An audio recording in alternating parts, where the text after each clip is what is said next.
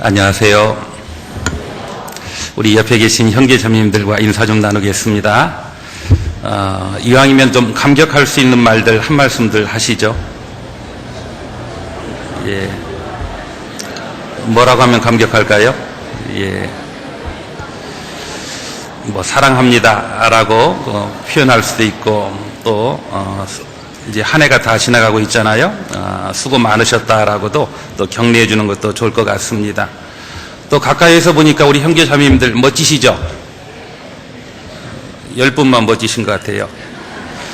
나머지 분들은 멀리서 봤었을 때 멋졌는데 가까이서 보니까 여러 가지 뭐 흠도 보이셔요? 멀리서 봤을 때 미인 줄 알았는데 가까이서 보니까 뭐 얼굴에 주근깨도 보이고 티도 보일 수도 있다라고 생각합니다. 아마 장점도 보이고 약점도 보이는데 그 장점은 그 보고 또 본받으라고, 그리고 약점은 뭐 하라고요? 위에서 약한 부분을 위해서 기도해 주라고 틀림없이 보여주었을 거라고 생각합니다. 같이 기도하고 시작하겠습니다. 거룩하시고 자비로우신 하나님 아버지, 죄 가운데 태어나서 영원히 멸망받을 수밖에 없었던 저희를 예수님의 십자가의 보혈로 값없이 구원해 주시고 영원한 천국의 소망을 허락해 주신 하나님의 은혜 진정으로 감사드립니다. 우리의 모든 삶을 통해서 하나님께만 영광이 되어질 수 있도록 도와주시고 하나님께서 우리에게 명하신 그 뜻을 온전히 이루며 살아가는 우리의 삶이 되도록 주께서 도와주시고 인도해 주시옵소서. 하나님 앞에 합당치 못한 것들 하나님의 말씀으로 일깨워 주시고 더 온전한 마음과 온전한 몸으로 주님을 섬길 수 있도록 은혜 베풀어 주시옵소서. 우리 가운데 여러 가지 어려움 가운데 있는 형제자매들, 그 시험 가운데 있는 형제자매들이 있으면 담대하게 일어설 수 있는 능력과 지혜를 허락하여 주시옵소서. 주님 앞에 가는 그날까지 온전히 주님을 기쁘시게 하다 주님 앞에 설 수 있는 우리가 되도록 주께서 도와주시고 인도해 주시옵소서. 오늘 여러 가지 사정으로 참석지 못한 형제자매들이 있습니다.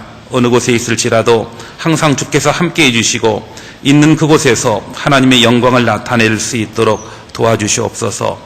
오늘 말씀의 한 시간 주님의 거룩한 손에 부탁드립니다. 우리를 사랑하시는 고마우신 예수님 이름으로 감사하며 기도드렸습니다. 아멘. 성경 전도서 11장을 보시겠습니다.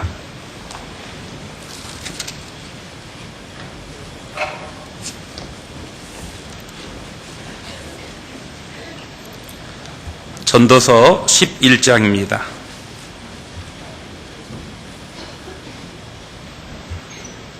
1절입니다. 너는 내 식물을 물 위에 던지라. 여러 날 후에 도로 찾으리라. 7배개나 8배개 나눠줄지어다. 무슨 재앙이 땅에 임할는지 내가 알지 못함이니라. 구름에 비가 가득하면 땅에 쏟아지며 나무가 나무로나 북으로나 쓰러지면 그 쓰러진 곳에 그냥 있으리라. 풍세를 살펴보는 자는 파종하지 아니할 것이요 구름을 바라보는 자는 거두지 아니하리라.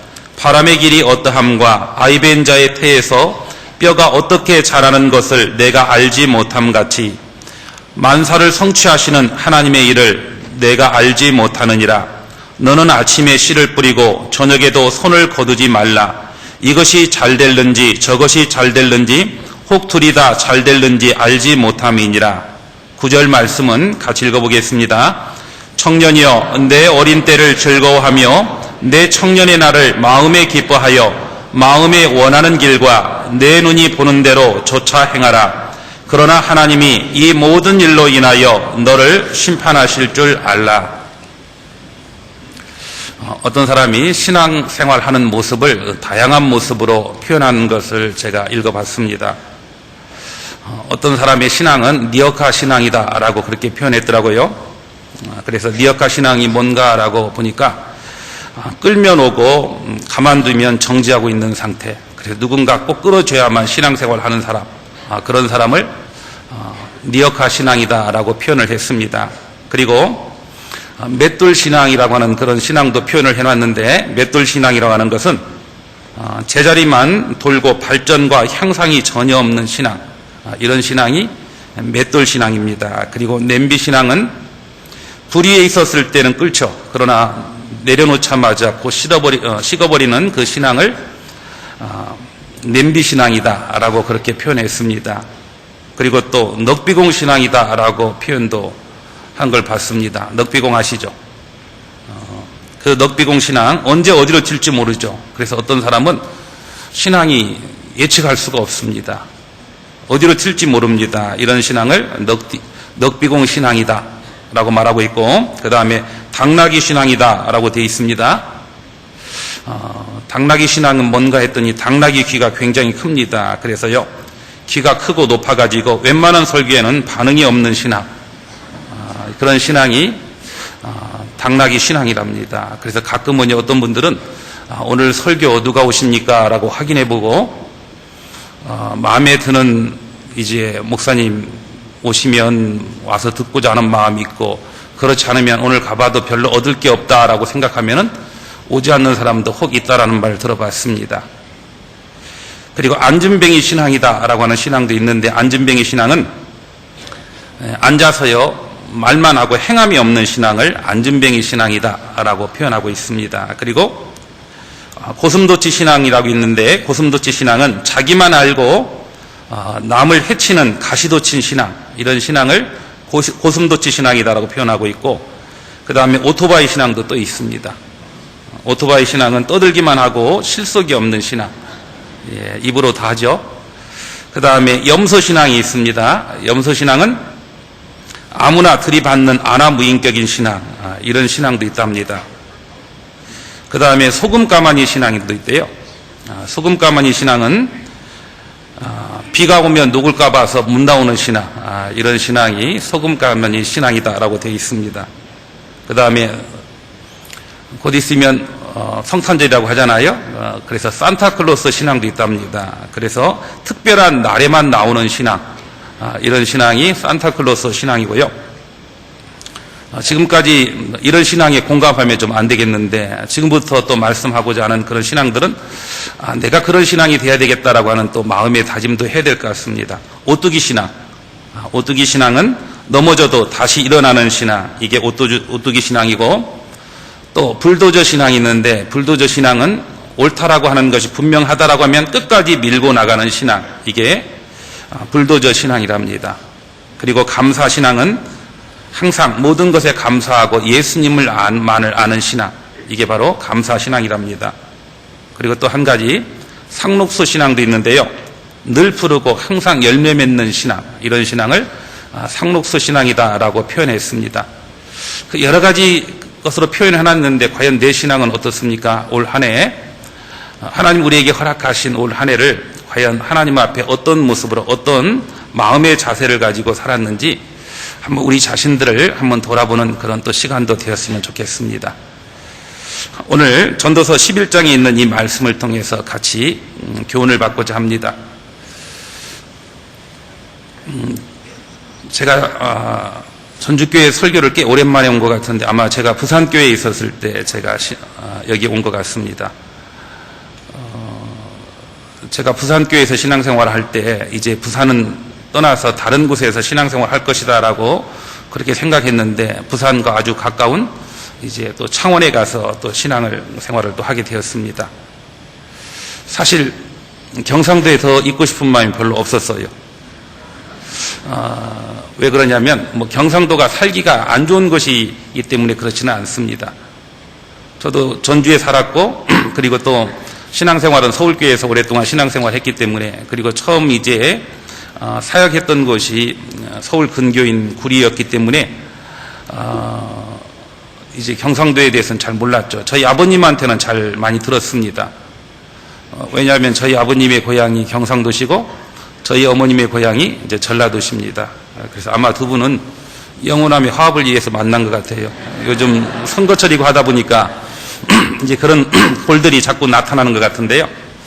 그런데 저희 아버님이 경상도에서 오래 살지 않고 전라도에 오셔서 정착하셨는데, 저희 아버님이 자주 하시는 이야기가 경상도에 있었으면 참 구원받기 어려웠을 것이다 라고 이야기를 하시더라고요. 그런데 지금 공감이 됩니다. 참 경상도에서 이제 8년째 살고 있는데요. 전도하는 것이 결코 쉽지 않다라고 하는 그런 생각을 많이 해봅니다. 그래서 전도인들은 가장 큰 힘이 되는 것은 뭐냐면 많은 영혼들이 구원을 받는 것을 볼 때 큰 힘이 되잖아요. 환경적으로는 제가 부산에 살았었을 때 부산이 제일 좋았던 것 같습니다. 그래서 우리 아이들도 서울에 사는 것이 좋느냐 아니면 부산에 사는 것이 좋냐라고 물어보면은 아이들은 당연히 어디 같아요? 서울이요? 예, 서울보다 부산이 훨씬 더 좋다라고 이야기합니다. 부산은 공기도 그렇게 오염되지 않았고요. 그리고 거기에는 산도 있고 강도 있고 바다도 있고 그래서 너무 춥지도 않고 너무 덥지도 않고 그래서 부산은 눈 보기는 참 어렵습니다. 그런 환경적인 것들은 참 좋고 물가도 좀 굉장히 좀 싼 것 같아요.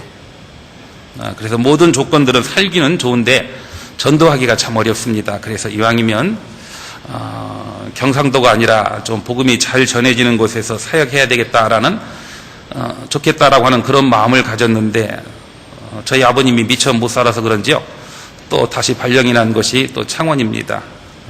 부산교회하고 창원교회 한 40분 정도면 갑니다. 좀 아주 가까운 지역에 있는데 생각했던 것보다도 복음이 좀 더디 전해지는 것 같아서 좀 안타까운 마음도 있고 또 저 자신도 돌아볼 수 있는 그런 또 시간도 되는 것 같습니다. 저희 창원교회를 위해서 또 기도 좀 부탁드리겠습니다. 전도서 11장에 있는 이 말씀을 통해서 우리가 마땅히 어떤 마음을 가지고 어떤 자세를 가지고 살아야 될지 생각해보는 그런 시간을 갖고자 합니다. 돈 많이 벌기 원하시죠? 아닌가요? 뭐 충분히 있습니까? 예. 아마 돈을 대부분 많이 갖기를 원하고 돈을 벌기를 원합니다. 그래서 어디에 투자하면 돈을 벌 수 있을까? 나름대로 지금 투자처를 찾고 있는 분들도 혹 계실 수 있습니다.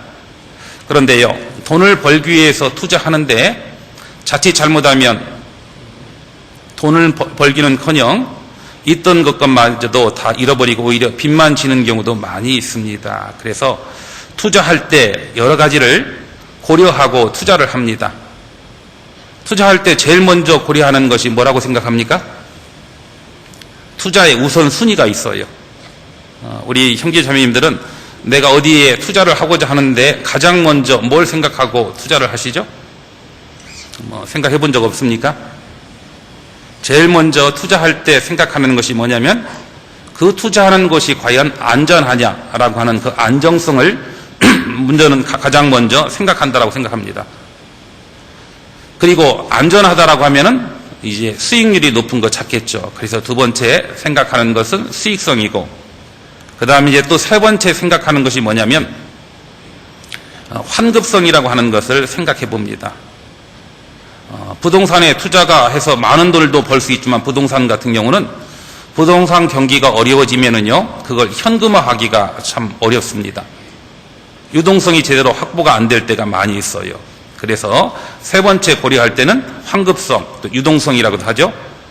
그 세 번째는 유동성, 환급성을 고려하고 있고, 그리고 또 네 번째 또 고려하는 게 있습니다. 안전하고 수익률 높고 그 다음에 환급성도 좋지만 그건 나를 위해서도 좋지만 나뿐만 아니라 다른 사람에게도 좋다라고 하면은 그게 더 좋잖아요. 그렇죠? 그래서 네 번째 고려하는 것을 이제 공공성이라고 합니다. 그래서 이걸 투자의 네 가지 우선 순위다라고 이야기합니다. 오늘 말씀 다 기억 안 나더라도요, 이 네 가지 것만 생각해도 괜찮을 것 같아요. 제일 먼저 뭐라고요? 안정성, 두 번째 수익성, 세 번째 환급성, 네 번째 공공성. 이게 바로 투자의 네 가지 우선 그 순입니다. 그런데 안전하고 수익률 높고, 그렇죠, 언제나 현금화할 수 있는 환급성이 좋고 모든 사람을 이롭게 하는 공공성까지 갖춰져 있는 투자처, 최고의 투자처겠죠. 그런 곳이 있다라고 하면 틀림없이 그곳에 투자해야 될 거라고 생각합니다. 그런데 어디에다 투자하면 그런 모든 것을 갖추고 있을까요? 어디에 투자하면은요, 은행에 맡기면은 안전은 하지만은 수익성이 별로 안 좋죠. 그렇죠. 뭐 주식이나 뭐 이런 데 투자하면은 수익률이 높을 수도 있지만은 위험하잖아요. 순식간에 모든 걸 다 잃어버릴 수도 있습니다.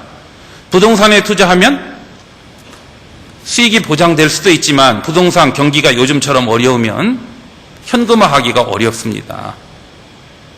이런 모든 조건을 만족하고 있는 그런 투자처 아마 찾아보기 어려울 겁니다. 그런데 우리 구원받은 그리스도인에게는 그 네 가지의 모든 조건을 만족할 수 있는 최고의 투자처가 있습니다. 그것에 우리가 투자해야 되겠죠. 바로 그것이 어디냐면 하늘의 창고에 우리가 하나님께 투자하는 것, 바로 그것이 최고의 투자처다라고 생각을 합니다. 성경 마태복음 6장에 보면은 오직 너희를 위하여 보물을 하늘에 쌓아두라 라고 되어 있습니다. 하늘에 쌓아두면 거기에는 좀이나 동록이 해하지 못한다라고 되어 있습니다. 그래서 도적이 구멍을 뚫지도 못하고 도둑질하지도 못한다라고 되어 있어요. 안전하죠. 그리고 그것만큼 수익성이 좋은 것이 없을 거라고 생각합니다. 아마 우리가 하나님 앞에 섰었을 때 놀라는 많은 일들이 있을 거라고 생각해요. 우선은 내가 천국에 와 있다라고 하는 거에 대해서 우리가 놀랄 수 있고, 그 다음에는 그렇게 보고 싶었던 하나님 예수 그리스도를 직접 우리의 눈으로 본다라고 하는 거에 대해서 감사할 수 있고요, 놀랄 수 있고, 그 다음에 또 놀랄 수 있는 것 중에 하나가 우리가 주님을 위해서 살았던 그 시간들, 그리고 주님을 위해서 헌신했던 것들이 너무 적은데 하나님께서 너무나 큰 것으로 갚아주시는 것을 보고 우리 스스로 놀랄 수 있다라고 생각합니다. 여기 오늘 제게 누군가 이렇게 물을 대접했습니다. 물이 약간 따뜻한 느낌도 있는 것 같아요. 저에게 물을 대접한 분 저는 기억 못합니다. 그러나 하나님은 틀림없이 기억하고 있을 거예요. 아마 대접하신 분도 뭐 별거 대접하지 않았다라고 생각해서 크게 생각지 않을지 몰라도 아마 지금 이거 대접했던 것 때문에 하나님의 그 기념책에 기록되어 있을 거예요. 그리고 주님 앞에 섰었을 때 여기에 대한 대가를 틀림없이 하나님이 갚아주실 겁니다. 한 그릇 그냥 있던 것을 옮겨서 여기다 대접했지만은 나중에 받을 상급은 놀랄 만큼 큰 상급이 틀림없이 주어질 거라고 생각을 합니다. 냉수 한 그릇 대접한 것도 결코 하나님께서 잊지 않고 갚아주신다라고 했죠. 최고의 수익처가 바로 하나님께 투자하는 겁니다. 그리고 환급성도 좋아요. 언제든지 하나님이 필요하면 우리에게 필요한 만큼 하나님께서 공급해 주십니다. 또 어떤 분은 이렇게 말하니까요, 저는 지금 돈이 없어서 궁에서 힘들고 어려운데 하나님이 저 안 주시던데요. 또 이렇게 생각하시는 분도 있는데요, 하나님이 적당하게 주십니다. 지금 주면 하나님이 틀림없이 문제가 있기 때문에 안 주는 경우가 많이 있습니다. 아이들에게 부모님은 100만 원짜리 수표 주지 않습니다. 맞죠? 왜냐하면 아이가 그거 받으면 오히려 아이에게 문제가 생기기 때문에 아이에게 맞게 줍니다. 하나님이 내게 왜 물질을 적게 준다라고 생각합니까? 적게 주는 이유는 그거 가지고 오히려 신앙을 떠날 수도 있기 때문에 그렇다라고 생각을 합니다. 그래서 가끔 구원받은 형제 자매들 중에서도 좀 부자인 형제 자매들도 있어요. 자, 그분들 보면은 참 저분들은 돈을 줘도 되겠다라고 하는 그런 공감이 되는 경우가 있어요. 왜냐하면 그 물질을 가지고 자기만을 위해서 쓰지 않고 복음을 위해서, 그리고 형제 자매들을 세우는 것을 위해서 그 돈을 투자하는 걸 많이 봤습니다. 그런데 또 어떤 사람은 자기만을 위해서, 자기 가족만을 위해서 투자하고, 야, 저런 사람들 저 돈 저렇게 하면 안 될 텐데 라고 생각하면 어김없이 하나님이 다시 취하여 가는 것도 가끔 봅니다. 하나님은 우리에게 가장 적절하게 필요한 만큼 우리에게 때마다 우리에게 공급해 주실 거라고 생각합니다. 그리고 우리가 하나님께 투자하면 그 하나님께 투자한 것은 우리에게만 유익할 뿐만 아니라 많은 사람을 유익하게 합니다.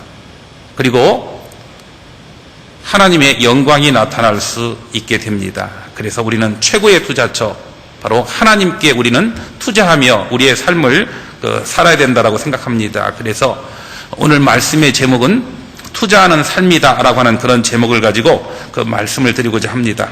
전도서 11장 1절 보겠습니다.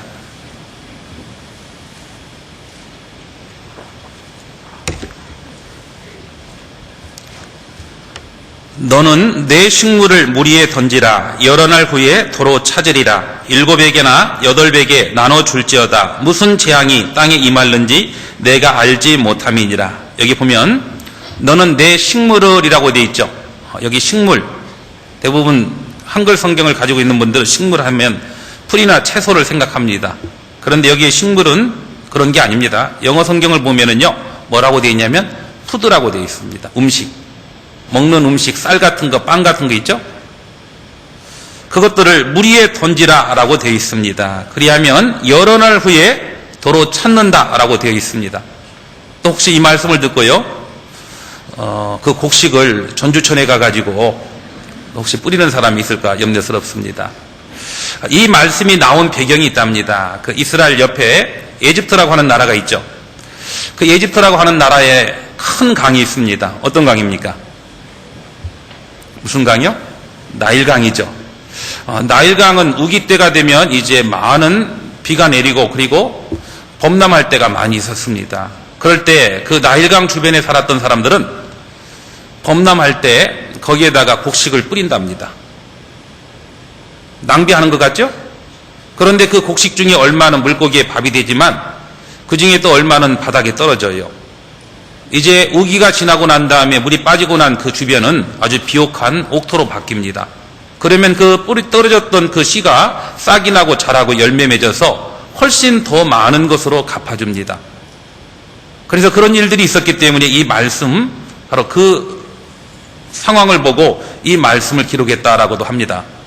그리고 또 이스라엘 나라는 옆에 그 지중해가 있죠? 우리 세계사를 공부해 보면 지중해에 보면 해상 무역이 아주 발달했다라고 하는 걸 알고, 그리고 또 해상 무역 그 패권을 잡기 위해서 많은 나라들이 서로 전쟁하는 모습들이 많이 봅니다. 해상 무역을 하면은 많은 돈을 벌 수가 있거든요. 이곳에서 싼 것을 싸게 물건을 사가지고 이제 배에 실어서 멀리에다 팔면 훨씬 더 많은 이익을 남길 수가 있고, 또 그곳에서 또 싼 가격으로 사서 또 본토에 와서 또 비싼 가격으로 팔고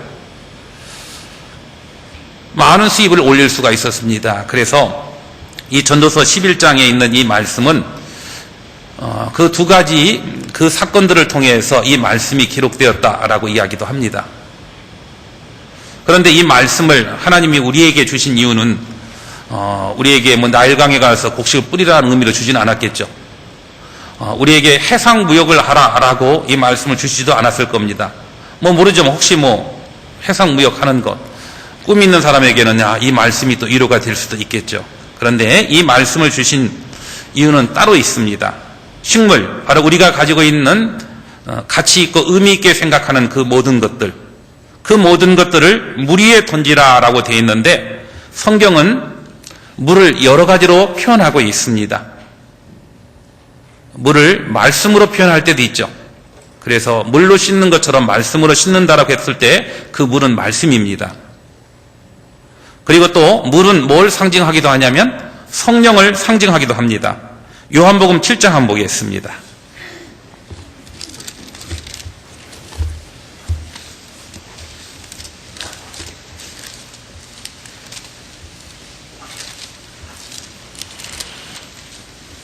(37절)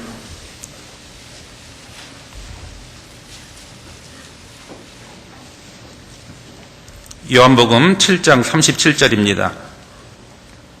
명절 끝날 곧 큰 날에 예수께서 서서 외쳐 가라사대 누구든지 목마르거든 내게로 와서 마시라. 나를 믿는 자는 성경의 이름과 같이 그 배에서 생수의 강이 흘러나리라 하시니, 39절 이는 그를 믿는 자의 받을 뭐라고요?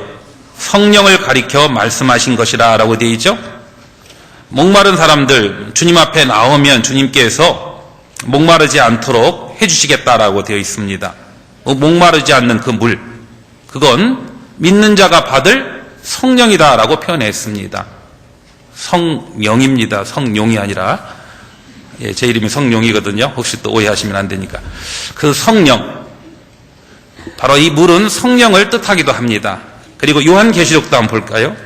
요한계시록 17장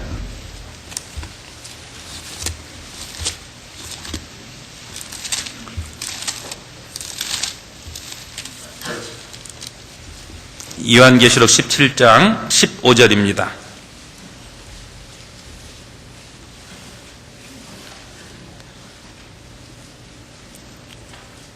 또 천사가 내게 말하되 내가 본 바 음녀에 앉은 물은, 음녀가 무리에 앉았다라고 되어 있죠. 바로 이 물은 뭘 말하냐면 백성과 무리와 열국과 방언들이니라 라고 되어 있죠. 음녀가 무리에 앉아 있는데 그 모습은 이 음녀가 세계 모든 백성들을 다스리고 있는 그 모습을 상징하고 있습니다. 그래서 이 요한계시록 17장에서 말씀하고 있는 이 물은 뭘 상징하냐면 사람을 상징합니다. 물이 상징하는 것은 말씀이고, 물이 상징하는 것은 성경에서 성령이라고 말씀하고 있고 또 사람이라고 표현하고 있습니다. 그러면 이 말씀을 이제 전도서 11장에 있는 말씀에 적용을 한번 해보겠습니다. 전도서 11장 다시 보시겠습니다.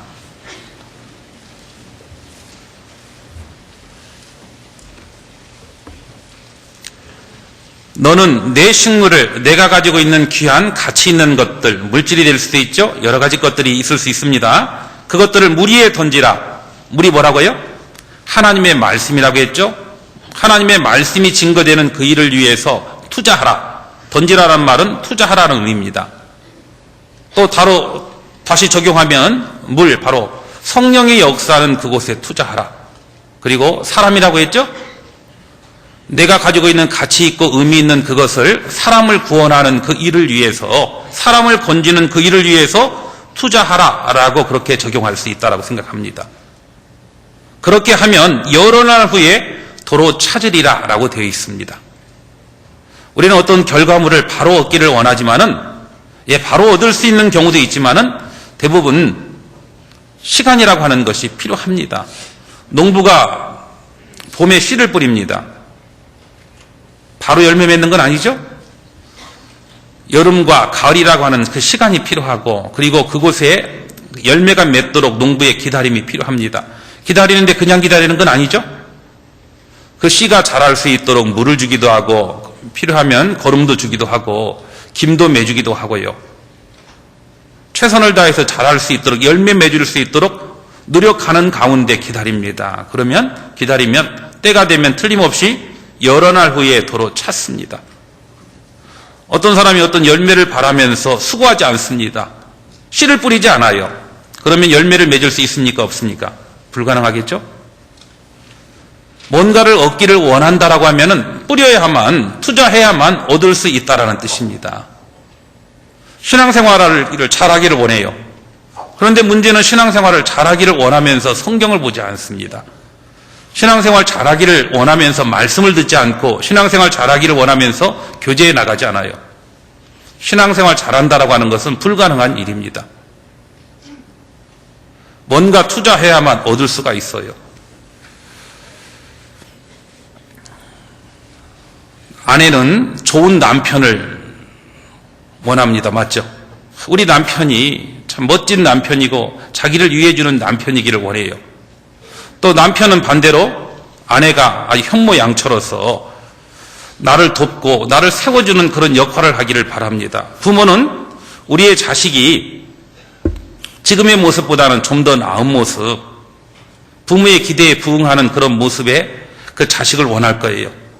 자식은요, 부모님만 자식을 원하는 게 아니라 자식도 우리 부모님은 좀 더 나를 위해주고 나를 생각해주고 내가 힘들고 어려워할 때 나를 격려해줄 수, 그리고 내가 힘들 때 내 말을 들어줄 수 있는 그런 부모, 아마 그런 부모를 원할 거라고 생각합니다. 그런데 원하기만 하지 그런 부모가, 그리고 그런 자식이, 그런 남편 아내가 그냥 되어주는 건 아닙니다. 그런 어떤 결과물을 얻기 위해서는 내 편에서 해야 될 게 있습니다. 누구나 대접받기를 원하죠. 그러나 누구나 대접받기를 원하지만은, 대접받기를 원하면 성경은 뭐라고 하고 있습니까? 대접받기를 원한다라고 하면은 먼저 대접하라라고 되어 있습니다. 먼저 대접해야만 대접을 받을 수가 있어요. 좋은 아내를 얻기를 원한다라고 하면 아내를 위해서 시간을 내고 아내를 위해서 뭔가 투자해야만 좋은 아내를 얻을 수가 있는 거예요. 어떤 남자와 여자가요, 너무너무 사랑해서 결혼을 했답니다. 그래서 결혼해 떴을 때 너무너무 좋고 행복해 했는데 막상 결혼해서 보니까요, 내가 잘못 만났다라는 그런 생각이 들었던 모양입니다. 결혼 전에는 그렇게 매너도 좋고 결혼 전에는 그렇게 자기를 위해줬던 그 남편이 결혼하고 난 다음부터 온전히 그 태도가 완전히 바뀌었거든요. 매너도요, 이렇게 매너 없는 사람이 없습니다. 자기만 알고 있고, 뭐 결혼 전에는 음식을 먹을 때도 항상 뭘 원하느냐 하면서 자기에게 맞춰줘서 음식도 먹기도 하고 했는데, 결혼하고 나니까 묻지도 않습니다. 그렇죠? 예. 그리고 함부로 대하고 함부로 말하고, 그래서 그 여자가 이 남자하고 살아봤자 아무 희망이 없겠구나. 내가 빨리 그만두는 것이 나를 위해서 낫고, 그리고 내가 그렇게 필요하다라고 했으면 나를 잘 위해줘야 되는데 그러지 못한 그 모습을 보니까 실망하고 이제 헤어지기로 작정했답니다. 그래서 헤어지기 전에 자신의 오빠에게 이야기를 했대요. 오빠, 지금의 남편과 살 수가 없다라고, 헤어지겠다라고. 왜 그러냐라고 했더니 자초지종 이야기를 쭉 하니까 오빠가 듣더니 공감을 합니다. 그래, 내가 들어도 그런 남자하고 살아봤자 아무 비전이 없을 것 같으니까 헤어지는 게 낫겠다. 그런데 네가 지금 결혼해가지고 이렇게 당했는데 당한 걸로 끝나면 너만 억울하지 않느냐. 갚아주고 난 다음에 그 다음에 헤어지는 게 낫다. 그래서 이혼을 6개월만 미루라라고 했답니다. 6개월 지나고 나서 그때 이제 헤어져라. 왜 그래요? 그랬더니 6개월 동안 남편을 최고로 잘 대해주고 남편을 최고로 높여주고 세워주고 남편이 원하는 거 다 해줘라. 그리고 나면 6개월 지나고 난 다음에는 네가 제일 필요하고 귀한 존재라고 하는 걸 알 거 아니냐. 그때 이혼하면 남편에게 제대로 복수하는 거니까 6개월 후에 이혼하라라고 했답니다. 그래서요, 6개월 동안 싫어도요, 남편을 세워주고 남편을 위해주고 최선을 다해서 살았대요. 순식간에 6개월의 시간이 지났습니다. 이제 오빠를 만났습니다. 오빠가 말하기를 때가 되었다. 무슨 때요? 그랬더니 이혼할 때가 됐다라고 하더랍니다. 남편이 너를 최고로 필요하지 않느냐. 바로 이때 이혼하면 남편에게 큰 그 충격을 줄 수도 있고 갚아줄 수도 있는 거니까 지금 이혼하라라고 했는데, 그 남편, 그 여동생이 이혼했을까요? 안 했을까요? 왜 안 해요? 갚아줄 때가 왔는데. 그렇게 남편을 세워줬는데 남편이 가만히 있었겠어요? 남편도 최고로 그 아내를 생각했습니다. 예. 그 자기가 원하는 남편이 이루어지기 위해서는요, 내 편에서 최선을 다해서 먼저 섬겨주는 일들이 필요한 겁니다. 우리 속담에 오는 말이 고와야, 그 다음 뭐죠? 가는 말이 곱다. 그런데 오는 말, 좋은 말 기대해도 실망하는 경우가 많이 있습니다. 맞죠? 속담을 좀 바꿔야 될 것 같아요. 뭐라고요? 가는 말이 고와야 오는 말이 곱다. 예, 상대방은 어떻게 말하건 어떻게 행동하건 상대방을 이해해주는 말, 상대방을 인정해주는 말, 격려해주는 말들을 하면은요, 틀림없이 상대방도 그렇게 반응할 거라고 생각합니다. 그래서 사랑이라고 하는 것은요, 감정이 아니라 사랑은 사랑하는 행동이라고 누군가 표현을 했습니다. 사랑하는 행동을 하면은요, 틀림없이 사랑하게 되어 있어요. 우리 부모님은 우리 자식들을 사랑합니다. 맞죠? 자식이요, 잘할 때만 사랑합니까? 못할 때도 사랑해요. 어떤 때는요, 부모님 마음에 제가 내 자식 아니었으면 좋겠다라고 생각할 때도 있어요. 그건 감정이고요. 그런데 그 내 자식 아니었으면 좋겠다라고 생각했지만은 자식이 아프고 힘들어할 때 부모님은 또 안타까워하고 자신이 아픈 것보다도 훨씬 더 아파합니다. 그리고 그 자식을 돌봐주죠. 사랑하는 행동을 하는 거예요. 그래서 진정한 사랑은 사랑하는 행동을 할 때 진정한 사랑이 싹틀 수가 있습니다. 그래서 데살로니가 전서에 보면은요, 사랑의 수고다라고 하는 그런 말씀이 있습니다. 진정한 사랑은 수고하는 가운데, 희생하는 가운데 진정한 사랑이 싹틀 거라고 생각합니다. 우리가 주님을 위해서 뭔가 우리가 좀 더 지금의 모습보다 나은 모습을 원한다라고 하면은 그 영원하고 온전한 것을 위해서 우리가 가지고 있는 귀한 물질들, 그리고 우리의 시간들, 우리의 재능들, 이런 모든 것들을 물 위에 던지라고 했던 말씀처럼 하나님의 말씀이 증거되고 있고, 그리고 성령의 역사는 그곳, 그리고 사람을 건지는 그 일을 위해서 우리는 기꺼이 우리는 투자해야 될 거라고 생각합니다. 투자해야만 얻을 수가 있어요. 여러 날 후에 도로 찾는다라고 되어 있습니다. 그리고 11장 2절에 보면은 7에게나 8에게 나눠 줄지어다 라고 되어 있죠. 무슨 재앙이 땅에 임할는지 내가 알지 못함이라. 7에게나 8에게 나눠주래요. 나일강에다가 곡식을 뿌릴 때에 얻을 만큼, 필요한 만큼만 씨를 뿌려놓으면 어떻게 되겠습니까? 거의 대부분 다 물고기 밥이 될 거예요. 그 바닥에 떨어지는 것들은 너무 작을 겁니다. 물고기가 먹고 남을 정도로 해야 될 거예요. 충분히. 해상 무역하는 사람도 마찬가지입니다. 지금의 상황과 그때 상황은 달랐기 때문에 해상 무역에서 많은 돈을 벌 수도 있지만은 자칫 잘못 무역하다가 큰 풍랑이나 이런 걸 만나면은 그 모든 것들을 순식간에 다 잃을 수도 있습니다. 그래서 무역하는 사람들은요, 어떤 물건들을요, 한 배에다가 다 실지 않는데요, 여러 배에다가 나눠 실는답니다. 그래서 주식 투자하는 사람도 그렇죠. 어떤 뭐 종목이 좋다라고 해서 한 곳에만 투자하진 않죠.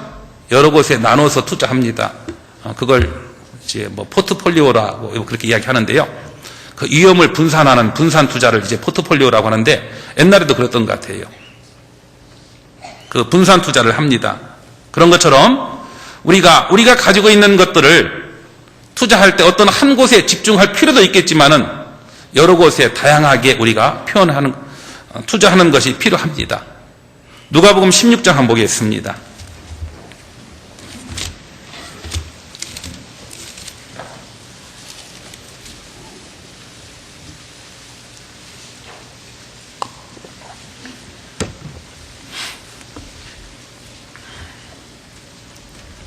누가복음 16장 1절입니다.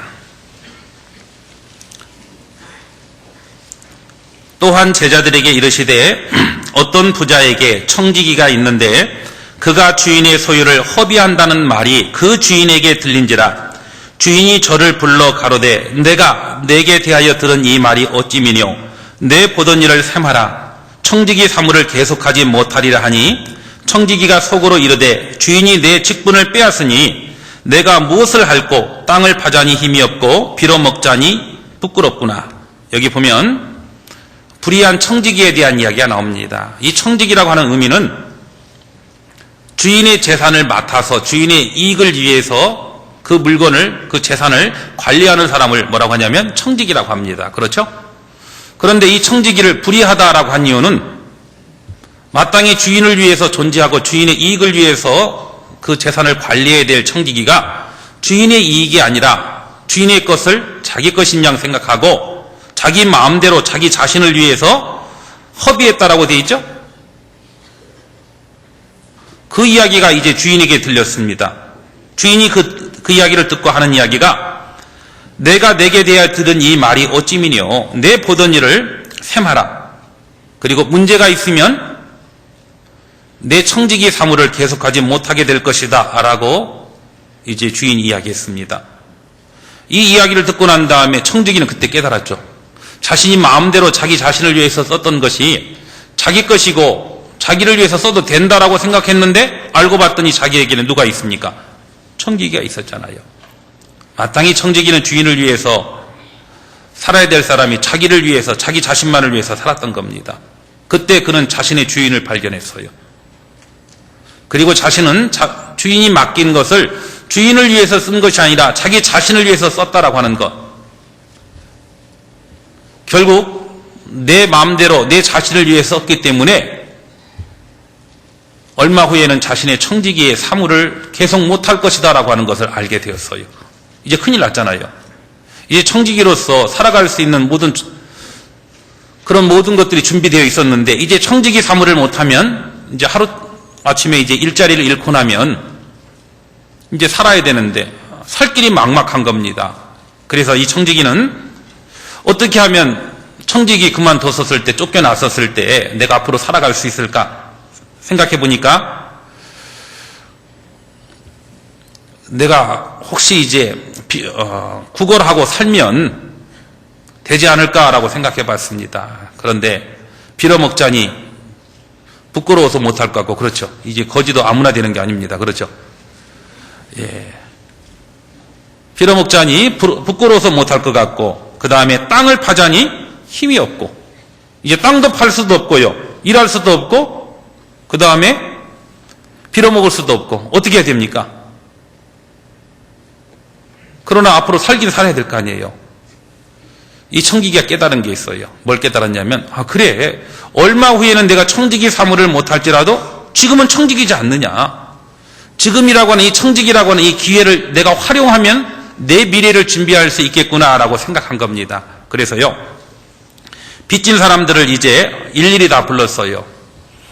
이제 한국어 버전으로 바꾼다라고 하면요, 예를 들어 옆에 이제 김 씨가 이제 빌려갔잖아요. 김 씨 얼마 빚졌습니까? 라고 물어보니까 5천만 원입니다. 라고 하니까, 그래요, 계약서 다시 씁시다. 3천만 원.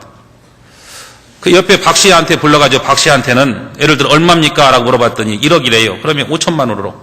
이런 식으로 여러 사람을 불러가지고 빚을 다 깎아줬어요. 왜 깎아줬습니까? 깎아준 이유는 자신이 청지기 사무를 그만둘 때, 그렇죠, 자신에게 신세를 입은 사람들이 가만히 있겠어요? 신세를 입은 사람이 틀림없이 신세를 갚기 위해서 자기를 도울 거 아닙니까? 그래서 자신의 미래를 그가 준비했어요. 참 지혜롭죠. 8절 보겠습니다. 16장 8절. 주인이 이 옳지 않은 청지기가 이를 지혜 있게 하였으므로 칭찬하였으니 이 세대의 아들들이 자기 시대에 있어서는 빛의 아들들보다 저 지혜로움이니라. 주인이 이 옳지 않은 청지기에 대해서 칭찬했어요. 왜 칭찬했습니까? 옳지 않게 했던 그 일, 도덕적으로 옳지 않은 그 일을 칭찬한 게 아닙니다. 또 이 말씀을 오해해가지고요, 어떤 분이 내가 지금 회사에서 돈을 만지고 있는데 회계를 하고 있는데 내 장래를 위해서 해가지고 이리 빼돌리고 저들리 빼돌리면은요, 자신의 장래를 준비하는 게 아닙니다. 뭐 준비는 했겠죠. 어디요? 교도소에다가. 예, 그건 옳지 않습니다. 여기에서 말씀하고자 하는 것은 도덕적으로 옳고 그르냐라고 하는 것을 말하는 게 아닙니다. 이 청지기가 현재의 기회를 활용해서 자신의 미래를 준비했다라고 하는 것에 대해서 칭찬한 겁니다. 그 누가복음 15장에 보면은요, 탕자 이야기가 나옵니다. 탕자. 그 탕자는 어떤 사람입니까? 현재의 쾌락을 위해서 자신의 미래를 망쳐버린 사람이에요. 맞죠?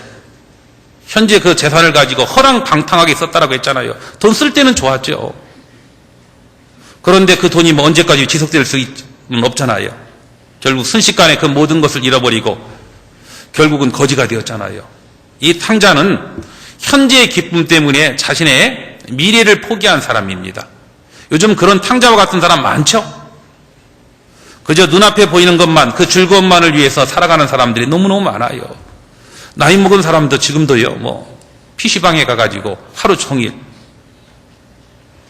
어떤 사람은 경마장이나 이런 곳에 가서 현재의 기쁨 때문에 자신의 미래를 포기한 사람입니다. 어리석은 사람입니다.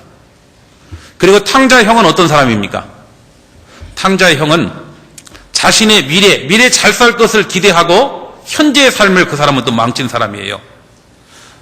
자신의 친구들이 있잖아요. 자신 주위에 어려운 사람들이 있잖아요. 그 어려운 사람들 돕고, 그리고 그 친구들도 사귀고 해야 되는데, 그 해야 된다라고 하는 건 알지만은 내가 그거 하다 보면은 어떻게 내가 앞으로 잘 살 수 있어? 앞으로를 위해서 지금 하고 싶은 그 모든 것들도 다 포기한 사람이에요. 이 사람은 앞으로 잘 살 것, 미래 때문에 현재를 포기한 사람입니다. 탕자하고는 반대죠. 탕자는 현재 때문에 미래를 망친 사람이고, 또 탕자의 형은 미래 때문에 현재를 망친 사람입니다. 다 어리석은 사람이에요. 그런데 불의한 청지기는 이 말씀과 연결돼서 불의한 청지기가 나오잖아요. 이 불의한 청지기는 어떤 사람이냐면 과거에 잘못 살았지만 현재라고 하는 그 기회, 지금은 얼마 후에는 청지기의 사물을 그만두지만은 현재는 청지기인데 그 현재라고 하는 청지기의 그 기회를 활용해 가지고 자신의 미래를 준비한 사람, 바로 그 사람을 칭찬한 겁니다. 우리 구원받은 그리스도인이 바로 청지기입니다. 내가 가지고 있는 그 모든 것이 내게 아니잖아요. 우리는 누구 겁니까? 우리 애들 찬송가에 그런 게 있잖아요. 아빠 것도 아니고 엄마 것도 아니고 나의 것은 더욱 아니라고 돼 있죠.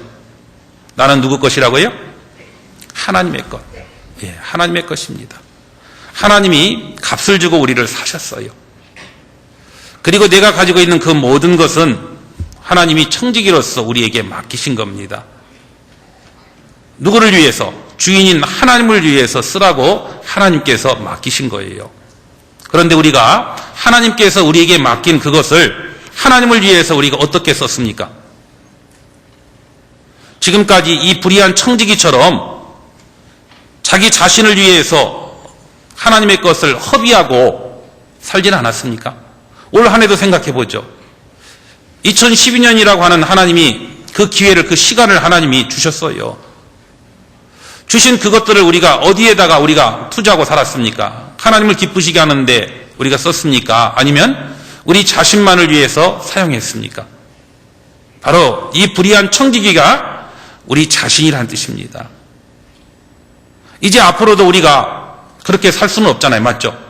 청지기의 사물을 그만둘 때가 오는 것처럼 언젠가 우리는 우리에게 주어진 그 모든 것들을 쓸 수 있는 청지기로서의 역할을 그만둬야 될 때가 틀림없이 올 거라고 생각합니다. 그럴 때 내 보던 것을 셈하라 라고 했던 그 말씀처럼 틀림없이 하나님께서 셈할 거예요. 내게 맡긴 것을 네가 어떻게 사용했느냐, 과연 주인인 나를 위해서 사용했느냐, 아니면 너 자신만을 위해서 허비했느냐라고 틀림없이 물을 겁니다. 주님 앞에 서섰을 때, 예, 제가 주님의 것을 주님의 것으로 알고 주님을 위해서, 주님의 역사를 위해서 내가 투자하고 살았습니다 라고 담대하게 말할 수 있습니까? 청지기는 자신의 청지기의 사모가 얼마 안 남았다라고 하는 거 알고 자신의 미래를 위해서 그런 준비했어요. 우리도 우리의 미래를 위해서 준비해야 될 사람입니다. 맞죠? 찬송은 그렇게 하죠. 뭐라고요? 이 땅에 있을 만 없어요 라고 해놓고요. 소망은 어디에 있습니까? 하늘에요? 땅에 있습니다. 그렇지 않습니까? 땅의 것이 더 커 보이고 그 영원한 것, 영원한 상급, 이런 부분에 대해서는 우리가 등한히 여기고 살아가지 않는지 우리 자신들을 돌아봅니다. 어떤 사람은요, 저 상급 없어도 돼요 라고 하더라고요. 그 의미가 무슨 의미겠습니까? 상 없어도 됩니다 라고 하는 의미가 뭐 주님이 주신 은혜가 너무 크기 때문에 천국 간 것만 해도 감사한데, 그렇죠? 상까지 감히 기대할 수 없습니다 라고 하는 마음으로 상 없어도 좋아요 라고 했으면 얼마나 좋을까요? 그런데 상 없어도 괜찮습니다 라고 하는 의미는 내가 이 땅에 소망이 있고 이 땅에 갖고 싶고 원하고 하고자 하는 많은 일들이 있는데 영원한 상급을 위해서는 그것들을 포기해야 되기 때문에, 그거 포기할 수 없기 때문에 상이 없어도 괜찮다라고 말하는 건 아닙니까? 얼마나 그게 하나님 앞에 잘못된 생각이겠습니까? 우리는 우리에게 주어진 시간, 우리에게 가지고 있는 모든 것들, 영원한 미래를 위해서, 그것이 하나님을 위한 것이고 결국은 우리 자신들을 위한 거예요. 이 청지기는 이제까지의 잘못된 삶을 살았지만은 그는 현재라고 하는 기회를 활용해서 자신의 미래를 준비했습니다. 마찬가지로 우리 구원받은 그리스도인들도 현재라고 하는 기회를 활용해서 우리의 영원한 것, 우리의 미래를 준비해야 될 사람이에요.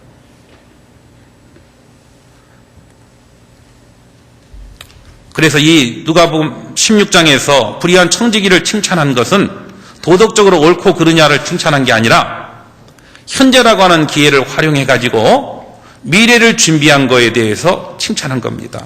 그래서 9절 한번 보겠습니다. 9절 같이 읽어보시겠습니다. 내가 너희에게 말하노니 불의의 제물로 친구를 사귀라. 그리하면 없어질 때 저희가 영원한 처소로 너희를 영접하리라. 이 말씀을 하시고 난 다음에 불의의 제물로 친구를 사귀라 라고 되어 있죠. 하나님이 주신 제물을 하나님을 위해서, 하나님의 영광을 위해서 사용하지 못하기 때문에 이 제물을 불의한 제물이다라고 표현하고 있습니다. 그걸 가지고 친구를 사귀라, 영원한 친구를 사귀래요. 사람을 구원하는 일, 바로 하나님의 역사를 위해서 투자하라라는 뜻입니다. 그러면 영원한 처소로 너희를 영접한다라고 되어 있습니다. 그래서 우리 구원받은 그리스도인들은 현재라고 하는 삶, 이 현재라고 하는 삶을 통해서 영원한 것, 그리고 영원하신 하나님의 뜻을 이룰 수 있도록 현재의 기회를 우리가 잘 활용하는 것이 필요합니다. 내가 가지고 있는 시간이 있습니까? 내가 가지고 있는 물질이 있습니까? 내가 가지고 있는 재능이 있다라고 하면은 그 모든 것들을 하나님의 역사를 이루는 그 일을 위해서 우리는 투자하며 살아야 될 거예요. 투자해야만 얻을 수가 있는 겁니다. 전도서 11장 다시 보시겠습니다.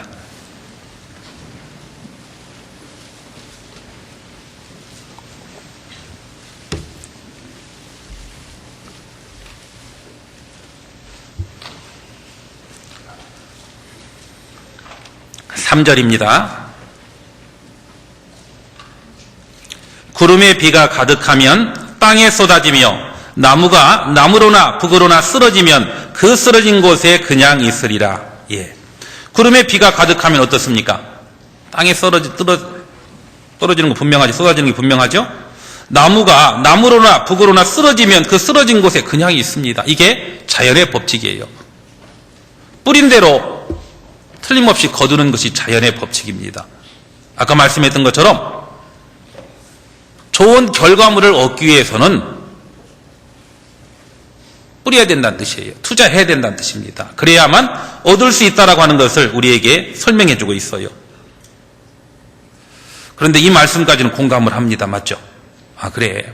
내가 복음을 위해서, 영원한 것을 위해서 살아야 되고 그것을 위해서 투자하며 살아야지. 그런데 그러나가 또 중요합니다. 그렇죠? 그러나 내가 지금 사는 게 내 앞에 여러 가지 어려움이 있고 헤쳐나가야 되는데 뭐 주님을 위해서 살아야 되는 거 내가 뭐 모르나? 그거 당연히 알지. 알지만은 지금은 아니야. 그렇게 생각하는 사람이 있어요. 제가 오늘 아침에 잠깐 어떤 예화를 읽었는데요. 날이 새면이라고 하는 그런 예화를 읽은 적이 있습니다. 날이 새면. 어떤 새가 있는데요. 그 새 이름이 날이 새면입니다. 그런데 그 새가 이제 그 새가 이제 같이 이제 새끼들과 추위에 떨고 있습니다. 왜냐하면 집을 짓질 않았거든요. 왜 집을 안 짓냐면 귀찮아가지고요. 그 어떤 즐거움 때문에 집 짓는 것을 까맣게 잊고 있다가 이제 밤에 떨고 있었습니다. 그래서 그 새끼들이 말했대요. 아빠, 우리도 남들처럼 좀 따뜻한 집에서 좀 살아야 되지 않습니까? 우리 좀 집 좀 짓죠라고 했더니요. 날이 새면 짓겠다라고 했대요. 근데 날이 샜습니다. 지어야 될 거 아니에요. 짓지 않고 또 낮에 뭐 하냐면 이제 아빠 집 지어야죠라고 하니까 아이고 이제 시간 많은데 좀 놀다가 그리고 뭐 천천히 해도 괜찮아 하면서 놀고 있습니다. 뭐 노는 게 이제 빠지다 보니까 해가 져갑니다. 이제 곧 밤이 오는데 빨리 지어야 되지 않습니까? 라고 했더니요. 그래, 지킨 지어야지 하고 하면서 그러나 이제까지 견뎠는데 한 번 더 견뎌보자 라고 해놓고 또 미뤘습니다. 그리고 추위에 떨었죠. 그 다음 날도 미루고 그 다음 날도 미루고 결국 어떻게 되었을까요? 갑자기 추위가 왔습니다. 결국은 밤에 다 얼어 죽었어요. 그래서 지금은 날이 새면이 없어졌답니다. 왜냐하면 새가 다 죽었죠. 날이 새면이라고 하는 새가 죽었잖아요. 그런 것처럼 우리 삶 가운데 자꾸 미루는 사람이 있어요. 핑계대면서 이래서 못하고 저래서 못하고. 4절 보겠습니다. 풍세를 살펴보는 자는 파종하지 아니할 것이요 구름을 바라보는 자는 거두지 아니하리라 라고 되어 있죠. 풍세를 살펴보니까요, 바람이 불고 있습니다. 바람이 불고 있을 때 씨를 뿌립니까 안 뿌립니까? 예, 씨를 뿌렸다가는 그 씨가 다른 곳에 다 날아갈 수 있잖아요. 그리고 이제 곡식을 거두려다 보니까 저기에서 이제 먹구름이 몰려오고 있습니다. 먹구름이 몰려오고 있으면 곡식을 거두는 일을 하진 않겠죠. 왜냐하면 먹구름이 몰려오면은 결국 거뒀던 곡식을 다 잃어버릴 수 있고 비에 젖잖아요. 그래서 곡식을 거둔 일을 그만둡니다. 뭐 세상적으로는 이게 지혜로운지는 몰라도요, 구원받은 그리스도인들 중에도 씨를 뿌려야 될 때가 있고요, 거두어야 될 때가 있는데 핑계대면서 아까 날이 새면처럼 자꾸 미루는 사람이 있어요. 물론 좋은 날, 좋은 조건에서 씨를 뿌리고 곡식을 거두는 게 옳겠죠. 그러나 어떤 때는요, 바람이 불고 있어도, 그리고 먹구름이 몰려오고 있어도 씨를 뿌려야 될 때가 있고 거두어야 될 때가 있습니다. 왜냐하면 그 시기를 놓치면 안 되잖아요. 우리가 생각하는 최적의 조건을 가지고 있을 때는 거의 없을 겁니다. 그리고 믿음이라고 하는 것은 좋은 환경, 좋은 조건에서는 누구나 다 그렇게 할 수 있어요. 그런데 믿음이라고 하는 것은 그런 악조건이고 최악의 상황 가운데서도 해야 될 때가 있고 해야만 해야 할 때가 있는 겁니다. 틀림없이. 교회에서 어떤 큰 일들을 하기도 하잖아요. 그렇죠? 예를 들어 교회에서 건축을 한다. 어떤 그런 큰 일을 할 때요, 대부분의 분들이 찬성하는 게 아니라 그렇지 못한 경우도 많이 있습니다. 왜요? 형제 자매들 중에 여러 가지 어려움 가운데 있는 형제 자매들도 있잖아요. 제가 부산에서 건축할 때 좀 그런 일이 있었습니다. 부산에서 건축할 때 이제 건축을 해야 된다라고 하는 것은 다 공감을 해요. 왜냐하면 부산은 큰 도시잖아요. 지금 물론 이제 인구는 많이 빠져나갔지만 지금도 350만입니다. 그런데 그 부산교회는 너무 작았어요. 교회당이 땅이 207평이었고, 땅이 207평이었고, 그 건축 면적 바닥은 120평이었으니까 실제로 허가내에서 쓸 수 있는 땅은 그 건물은 한 280평밖에 안 됐습니다. 제가 구리에서 처음 내려갔었을 때 부산교회 식구가 굉장히 많은 줄 알았어요. 왜 많은 게 뭐였나라고 했더니요, 교회당이 작다 보니까 가득 차서 좀 많게 보였어요. 알고 봤더니 전에 있던 구리하고 그 다음에 부산교회하고 비교해 보니까 그때 당시 성인들이 한 100명 정도가 부산교회가 적더라고요. 그런데 그래서 도저히 안 되겠다, 우리가 건축해야 되겠다라고 공감을 했는데, 공감을 하면서도 이제 지금 하는 것은 아직은 시기상조인 것 같습니다라고 반대하시는 분들도 여러분 계셨어요. 뭐 그분들이 꼭 틀렸다는 생각은 안 합니다. 보면 참 어려우신 분들이 많이 계셔요. 옛날에는 부산이 한참 잘 나갔을 때도 있지만 지금은 부산 경기가 어렵거든요.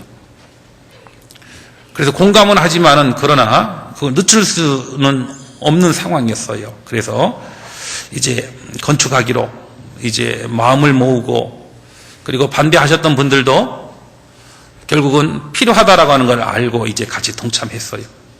그리고 또 감사하게도요, 오히려 이제 교회 일이 딱 결정이 되니까 그 반대하셨던 분들 중에 오히려 더 많은 헌신을 해주는 분을 봤습니다. 이제 앞서서 일하는 이제 그 건축위원들이 이제 작정을 하는데, 저희가 8명인가요? 작정을 했는데, 한 얼마가 나왔냐면,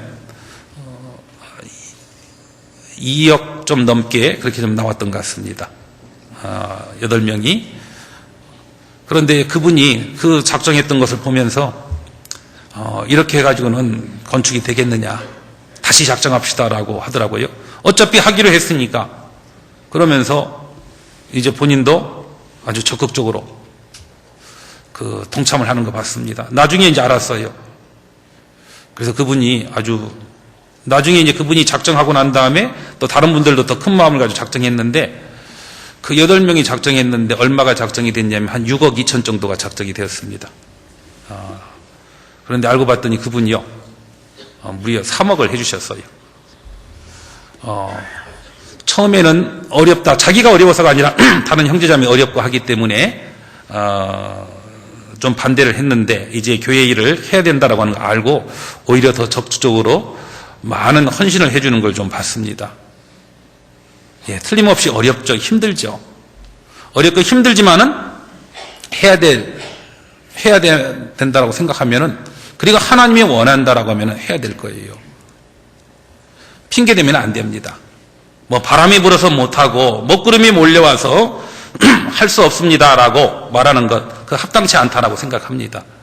하나님은 오히려 상황이 최악의 상황 가운데서도 하나님의 말씀에 순종하고 있는지 하나님은 보시기를 원합니다.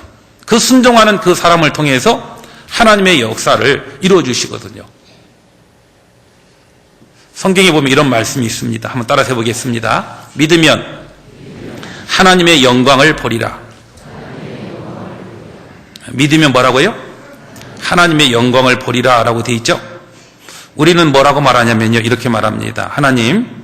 하나님의 영광을 보여주십시오. 그러면 믿겠습니다. 그게 잘못된 겁니다. 어떤 병원에 있는 형제 자매가 누워있으면서 하는 이야기가, 이 병만 고쳐지면 제가 주님을 위해서 잘 살겠습니다. 어떤 형제 자매 신방을 갔더니요, 제대로 교제를 안 나와서 왜 안 나옵니까? 라고 했더니요, 내가 경제적으로 너무 어렵고 힘든데 이 문제를 해결해 주면 그때 신앙생활 잘하고 주님 잘 섬기겠습니다. 언뜻 보면은요, 참 공감도 하기도 하지만은 제 마음속에 보면 아멘이 안 되더라고요. 어떤 마음이 드냐면, 그러면 바꿔놓고 생각하면 이런 말이잖아요. 하나님, 제 병 안 고쳐주면, 그렇죠, 이 경제적인 문제 해결 안 해주면 무슨 뜻이에요? 하나님 섬기는 일 안 하겠습니다 라는 그런 의미죠. 어떻게 보면 하나님을 협박하는 것 같아요. 하나님 섬김받고 싶으면 제가 필요로 하는 것들을 해결해 주십시오. 하나님 영광 보여주십시오. 그러면 믿겠습니다. 전혀 하나님 앞에 합당한 모습이 아니라고 생각합니다. 우리가 해야 될 일은요, 우리가 살든지 죽든지, 그렇죠, 사는 것이 하나님의 영광이고 죽는 것이 또 하나님의 뜻이 나타난다라고 하면은 우리는 그 모든 것들을 다 받아들일 수 있어야 돼요. 다니엘의 세 친구들은 그랬잖아요. 금신상 앞에 절하는 것이 합당치 않잖아요. 하지 않았습니다. 그런데 그것이 느부갓네살 왕에게 전해져서 이제 죽게 생겼잖아요. 한 번 더 기회를 줬습니다. 이제라도 금신상 앞에 절하면 살려주겠다라고 이야기했습니다. 그때 다니엘의 세 친구는 뭐라고 했습니까? 예, 하나님이 틀림없이 우리를 구원해 주실 겁니다. 우리는 결코 그 금신상 앞에 절할 수 없습니다. 그러면서 말하기를, 더 위대했던 말이, 그리 아니하실지라도 설령 하나님이 우리를 구원해 주지 않고 풀무불 가운데 죽도록 하나님이 허락하실지라도 결코 금신상 앞에 절할 수 없습니다. 예. 죽이든지 살리든지 그것이 하나님의 뜻이라고 하면은 받아들여야 될 거 아니에요. 그게 올바른 마음입니다. 그런데 내가 원하는 그 어떤 것이 얻어지면 하나님께, 그리고 하나님 앞에 올바르게 살 것이고, 그렇지 않으면 살 수 없다라고 하는 것은 전혀 합당한 모습이 아니라고 생각합니다. 우리가 해야 될 일은요, 하나님의 약속을 믿고, 믿으면 어떻게 돼요? 믿음과 뗄래야 뗄 수 없는 것이 바로 뭐냐면 순종입니다. 그래서 성경에는 믿어 순종케 한다라고 하는 말씀이 반복되고 있어요. 내가 올바른 믿음을 가지고 있습니까? 올바른 믿음이 있다라고 하면은 실제 삶 가운데 하나님의 뜻에 순종하고 사는지 안 사는지, 그게 중요한 거예요. 하나님은 이스라엘 민족들에게 에집트에서 건져주고 난 다음에 이제 하나님이 약속했던 땅, 가나안 땅 들어가기 전에 이제 요단강을 건너도록 했습니다. 그런데 요단강 건널 때쯤 해가지고 물이 얼마나 많은지요, 사람을 삼킬 정도로 큰 물이 흘렀던 때입니다. 그때 하나님이 말씀했죠. 뭐라고요? 요단강에 법궤를 메고 들어가라. 들어가면 멈출 것이다. 내게 그런 명령을 했다라고 하면은 나는 뭐라고 할까요? 하나님, 그 전에 홍해를 하나님께서 갈라주신 것처럼, 홍해를 갈라준 것처럼 요단강물을 멈춰 주십시오. 그러면 들어가겠습니다. 그렇게 말할 텐데요. 그들은 순종했어요. 맞죠? 하나님의 약속을 믿고 그들은 법궤를 메고 하나님의 말씀을 앞세우고 요단강에 발을 내디뎠어요. 발을 내디디니까 어떻게 되었습니까? 물이 멈췄죠? 예. 그들이 했던 일들은 하나님의 약속을 믿고 순종했어요. 순종하니까 하나님의 역사를 하나님이 나타내 보여주셨습니다. 예. 믿으면 하나님의 영광을 보리라. 예. 우리가 해야 될 일은 믿음입니다. 믿고 순종하는 거예요. 상황이 어떻든지요. 하나님의 말씀했으면 그 말씀에 따라 순종하는 게 필요해요. 누가복음 보면은 이제 베드로 밤새도록 물고기를 잡으려고 했지만 물고기를 못 잡았잖아요. 이제 피곤한 몸을 이끌고 있는 그 베드로에게 예수님은 명령했어요. 뭐라고요? 깊은 곳에 가서 그물을 내리라라고. 그 명령을 듣고 베드로는 어떻게 반응했습니까? 우리 같아서 뭐라고 했을까요?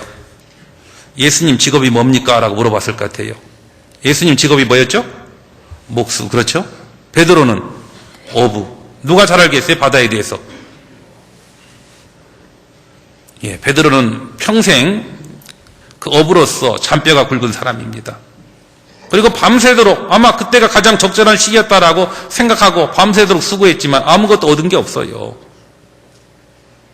그리고 대부분 물고기들은요, 밝을 때보다 어두울 때 잘 잡힙니다. 제가 부산에 있었을 때 공동어 시장 가끔 이제 가보면은요, 경매할 때 보면 어떤 때는 물고기가 많이 있고 어떤 때는 이제 적을 때가 있더라고요. 그래서 왜 적습니까? 라고 물어보면은요, 월명이라고 하더라고. 월명이 뭐냐면요, 달이 밝을 때, 보름 같은 때 있죠. 달이 밝으면 물고기가 잘 안 잡힌대요. 그래서 밤에 이제 그럴 땐 잘 안 잡히기 때문에 오히려 그물이나 이런 때가 잘 잡힌답니다. 그런데 이제 아침이 되었는데 가서 그물을 내리고 물고기 잡으라고 하니까요. 저 같았으면 피곤하니까 안 갑니다. 여러 가지 이 핑계 대고 저 핑계 대고 안 할 수도 있었을 텐데 베드로는 말씀에 의지해서 순종했죠. 한번 볼까요? 누가복음 5장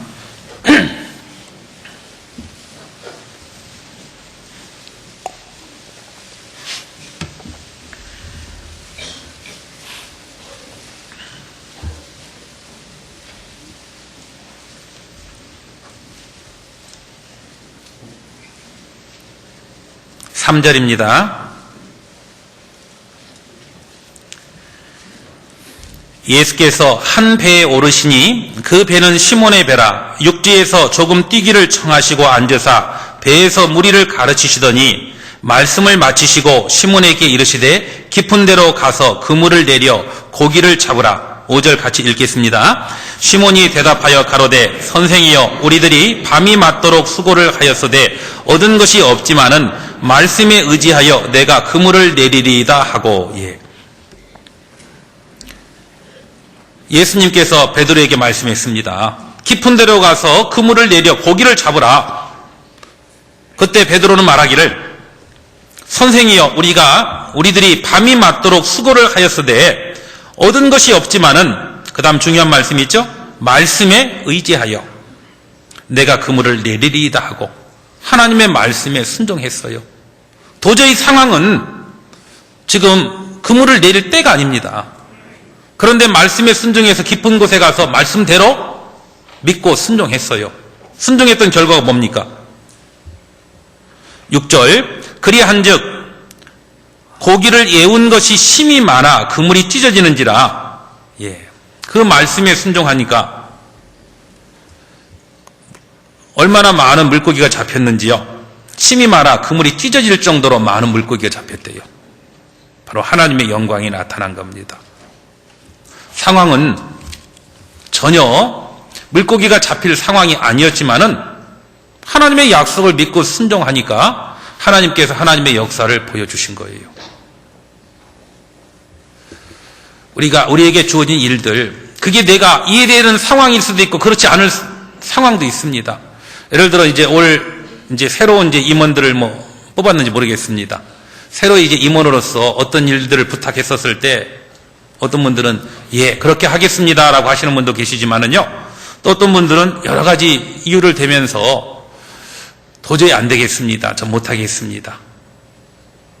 예, 그럴 상황도 있겠죠. 그러나 그 임원들을 세울 때 나름대로 여러 가지 것들을 고려하면서 임원을 세웠을 거예요. 어렵고 힘들지만은요, 어렵고 힘든 가운데 서서 순종하고 그 일을 하는 것이 그게 하나님 앞에 참 귀한 모습이고 좋은 모습이라고 생각을 합니다. 제가 부산에 있었을 때 어떤 자매님께 그 조의를 이제 부탁을 했습니다. 그리고 이제 그 다음에도 이제 그분이 자매님이 건강이 안 좋거든요. 왜냐하면 일주일에 2번씩 투석을 합니다. 투석하시죠. 신장이 안 좋으셔가지고 투석을 하는데, 그래서 다른 분들 임원을 시켜야 되겠구나라고 생각하고 아무리 이야기했는데도요, 이래서 안 되고 저래서 안 되고 다 안 된대요. 이제 할 만한 사람이 없는 겁니다. 그래서 또 전화했어요. 그때 그 자매님은요, 이제 신장이 도저히 안 되겠길래 아예 신장을 다 뗐습니다. 원래 이제 그 형제님이 신장을 요즘은 이제 좀 달라도 이렇게 이식을 할 수 있다라고 하더라고요. 이식을 하려고 딱 이제 떼놓고 이제 했는데 보니까 이게 형제님이 당뇨가 있어서 안 되는 거예요. 그리고 그 자매님은 아예 신장이 없습니다. 일주일에 2번씩 꼭 이제 투석을 하러 다닙니다. 그 자매님에게 이야기를 했어요. 오죽했으면 했겠습니까? 그런데 그 자매님이요, 자기의 그런 처지 그거 생각하면은 도저히 오히려 그거에 대해서 불평할 수도 있는데 너무 감사하게도요 순종해 주더라고요. 하나님이 기억하실 겁니다. 하나님이 갚아주실 거라고 생각합니다. 예, 여러 가지 상황, 여러 가지 어려움, 그래서 우리는 할 수 없습니다라고 그럴 수 있는 상황이 주어질지라도 하나님 앞에 순종하는 것, 그것이 하나님 앞에 옳은 모습이라고 생각을 해요. 전도서 11장 다시 보겠습니다.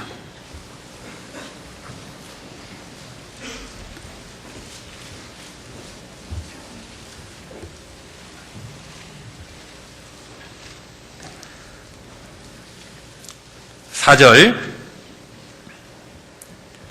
풍세를 살펴보는 자는 파종하지 아니할 것이요 구름을 바라보는 자는 거두지 아니하리라.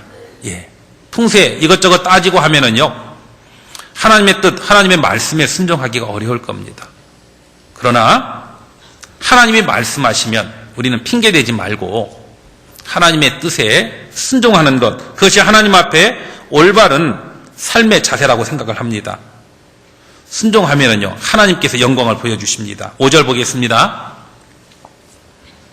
바람의 길이 어떠함과 아이벤 자의 태에서 뼈가 어떻게 자라는 것을 내가 알지 못함 같이 만사를 성취하시는 하나님의 일을 내가 알지 못하느니라. 그렇죠. 바람의 길이 어떠함과 그 다음에 아이벤 자의 태에서 뼈가 어떻게 자라는 거 우리가 압니까? 우리 이해할 수 있습니까? 이해할 수 없잖아요. 그게 사실이 아니기 때문에 이해할 수 없는 것이 아니라 이해할 수 있는 능력, 어떤 한계가 있기 때문에 그런 거예요.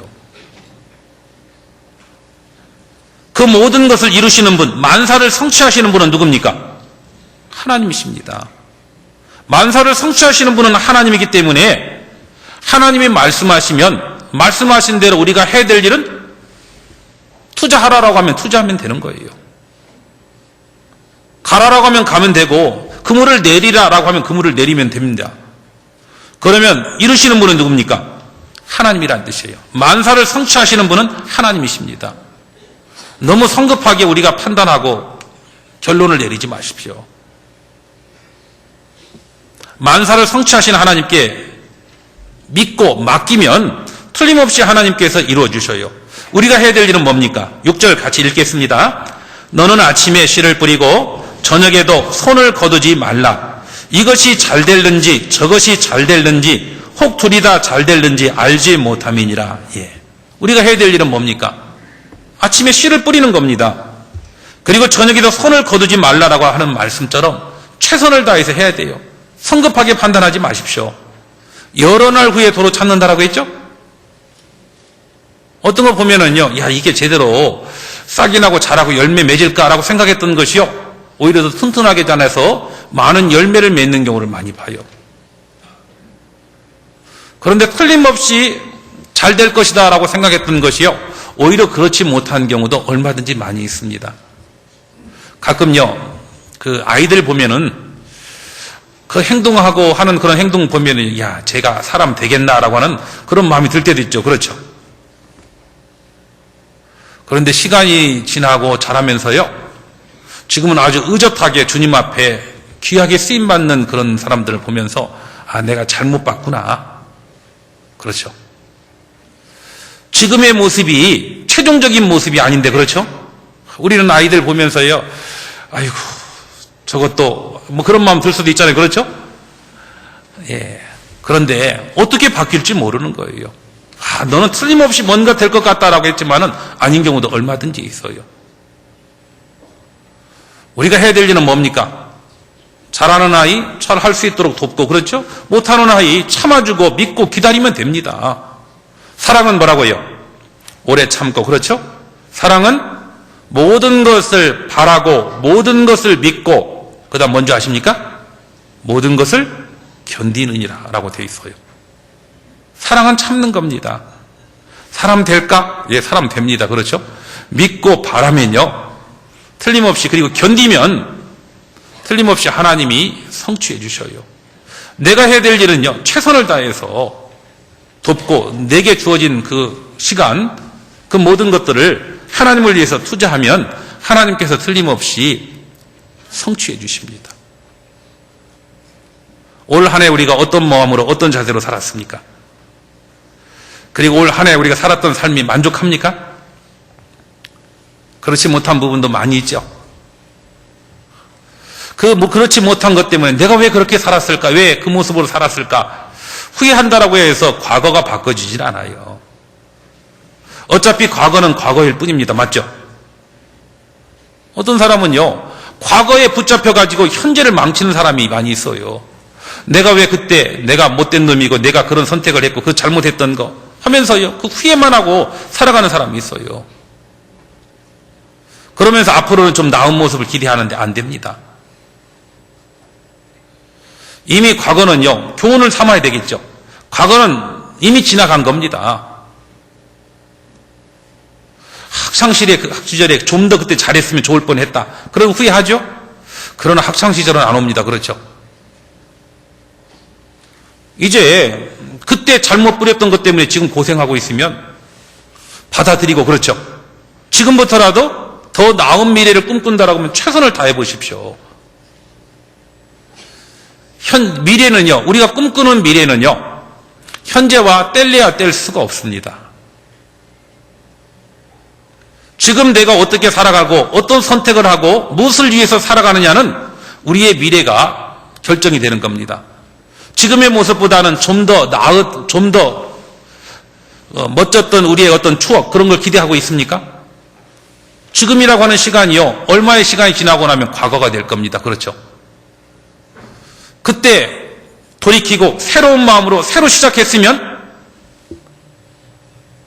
우리 미래가 그때보다 지금보다 나아진 모습으로 주어져 있을 것이고, 그리고 그 시점에서 지금을 우리 바라볼 때, 그래, 그때 내가 그 전에 잘못 살고 온전하게 살지 못했던 건 후회했지만 새로운 마음을 가지고 그때 각오하고 새롭게 시작하자라고 하는 마음으로 시작했기 때문에, 그때 시작했기 때문에 지금의 내가 있게 되었다 하면서 오히려 후회만 했던 과거가 이제 아름다운 과거로도 바꿔줄 수 있는 겁니다.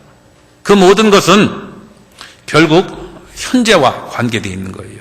현재 어떤 모습으로 어떻게 살아갔느냐. 어떤 사람은 에이, 어차피 올해 잘못 살았으니까 내년부터 시작하지, 뭐 그런 분들도 있더라고요. 내년부터 새로 시작해야 되죠. 그러나 지금 오늘 시작하는 사람이 더 지혜로운 사람입니다. 어리석은 사람은요, 항상 뭐 할 때마다 뭐라고 말합니까? 내일 해야지, 내일. 내일로 자꾸 미루는 사람이에요. 지혜로운 사람은요, 미루지 않고 항상 지금 합니다. 지금. 내가 해야 될 일은 뭡니까? 만사를 성취하시는 하나님의 약속을 믿고 아침에 씨를 뿌리고 저녁에도 손을 거두지 않고 최선을 다해서 살아가면 틀림없이 하나님께서 성취해 주실 거라고 생각해요. 그리고 우리는 기억해야 될 게 하나님 앞에 서야 됩니다. 그리고 하나님의 심판대 앞에서 지금까지의 우리의 삶을 어떻게 살아왔는지에 대해서 하나님은 틀림없이 회개하실 겁니다. 9절 보겠습니다. 청년이여 내 어린 때를 즐거워하며 내 청년의 날을 마음에 기뻐하여 마음에 원하는 길과 내 눈이 보는 대로 조차 행하라. 같이 읽겠습니다. 그러나 하나님이 이 모든 일로 인하여 너를 심판하실 줄 알라. 예, 여기 청년들 계시죠? 그리고 다 마음은 청춘이잖아요. 그 청년의 때를 즐거워하여 마음에 기뻐하여 마음에 원하는 길과 내 눈이 보는 대로 조차 행하라 라고 되어 있죠. 예, 우리가 눈에 좋아 보이는 대로 마음이 원하는 대로 우리가 살 수 있습니다. 하나님은 우리에게 자유를 주셨어요. 주님을 위해서 살 수도 있고 나를 위해서 살 수도 있고 내가 가지고 있는 물질을 나를 위해서 투자할 수도 있고 하나님의 일을 위해서 투자할 수도 있습니다. 그러나 어떤 선택을 했건 틀림없이 하나님의 심판대 앞에 서야 됩니다. 하나님의 심판대 앞에 섰을 때 하나님은 틀림없이 갚아주실 거라고 생각합니다. 불의한 청지기처럼 나 자신만을 위해서 투자했다라고 하면 더 큰 책망이 있을 거예요. 그렇죠? 다시 한번 이런 말씀을 통해서 새로 시작할 수 있는 기회를 하나님은 우리에게 주셨는데 여전히 똑같은 모습으로 살았다. 하나님은 알고도 행치 않으면 더 큰 책망이 있다라고 했잖아요. 더 큰 책망이 우리에게 주어질 겁니다. 우리가 후회되는 삶을 살았지만 지금 이 순간, 이 시간부터 새로운 마음을 가지고 새로운 자세를 가지고 그리고 영원한 것을 위해서 우리가 투자하고 살아간다라고 하면 틀림없이 하나님께서 우리가 꿈꾸는 그 모든 것들을 이루어주시는 것을 우리가 보게 될 거라고 생각합니다. 우리의 신앙이 너무 근시안적인 신앙 갖지 말고요. 멀리 볼 수 있는 원시치 못한다라는 그런 말씀이 베드로후서에 있거든요. 좀 멀리 볼 수 있는 눈 그리고 현실적인 것뿐만 아니라 영원한 것을 볼 수 있는 눈 그리고 영원한 것에 대한 기대를 가지고 우리가 살아가야 될 거라고 생각합니다. 한 말씀만 보고 마치겠습니다. 갈라디아서 6장입니다. 저희 아버님한테 제일 많이 듣는 말씀입니다. 갈라디아서 6장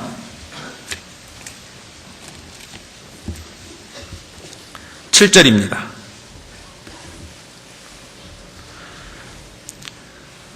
스스로 속이지 말라. 하나님은 만홀이 여김을 받지 아니하시나니 사람이 무엇으로 심든지 그대로 거두리라. 자기의 육체를 위하여 심는 자는 육체로부터 썩어진 것을 거두고 성령을 위하여 심는 자는 성령으로부터 영생을 거두리라. 우리가 선을 행하되 낙심하지 말지니 피곤하지 아니하면 때가 이름에 거두리라. 10절 같이 읽겠습니다. 그러므로 우리는 귀에 있는 대로 모든 이에게 착한 일을 하되 더욱 믿음의 가정들에게 할지니라. 예. 스스로 속이지 말라라고 되어 있죠. 하나님 우리는 저는 이래서 못했고 저래서 못했고 핑계대지 마십시오. 하나님은 만홀이 여김을 받지 않습니다. 사람이 무엇으로 심든지 그대로 거둡니다. 어떤 결과물은 원인이 있을 거예요. 맞죠?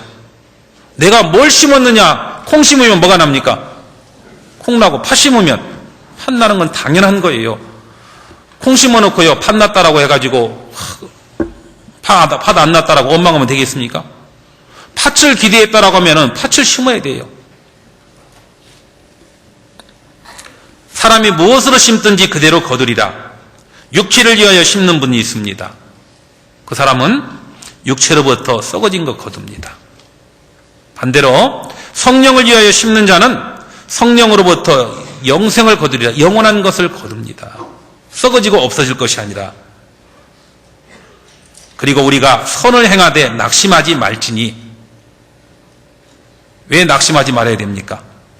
여러 날 후에 도로 찾는다라고 했죠. 그 결과물이 여러 날 후에 나타나는 경우가 태반입니다. 그래서 어떤 결과물이 바로바로 안 나타났다라고 해가지고 실망하지 말고 하나님 원망하지 말고요. 묵묵히 하나님의 약속을 믿고 최선을 다해서 살아보십시오. 그러면 하나님이 틀림없이 거두게 해주십니다. 우리가 선을 행하되 낙심하지 말지니 피곤하지 아니하면, 약해지지 아니하면, 다른 말로 바꾸면 포기하지 않으면 때가 이름에 뭐라고요? 하나님은 분명하게 하나님은 거두도록 하시는 분입니다.